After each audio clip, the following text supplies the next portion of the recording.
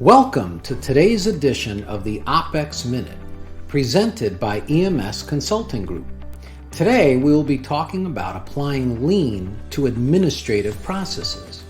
You have probably already heard that lean is not just for manufacturing. For many years it has been used in healthcare, insurance, service industries, and just about any other business you can think of. Let's talk about how lean applies to administrative or business processes. Lean is multifaceted. In one sense, we can say that lean is about providing a defect-free product or service to the next downstream customer when they need it and in the right quantity. We could also say that lean is about creating a culture of continuous improvement utilizing scientific thinking or problem solving to eliminate waste. This is how we would keep moving toward that ideal state of providing defect-free products and services. In terms of administrative processes, the same definitions would apply. We at EMS Consulting Group have worked with many clients on administrative improvement.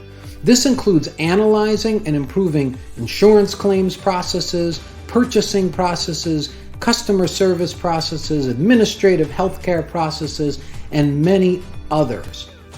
The one thing that all of these have in common is waste. Eliminating waste is possible for any process, no matter the type.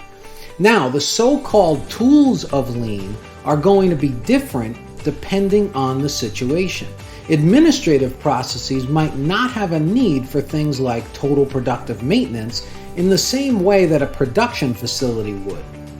But the same key principles and methodologies of lean work for administrative processes. We can create lean value streams and eliminate waste just as we would if we were in manufacturing, whether it's cars, baking bread, or what have you.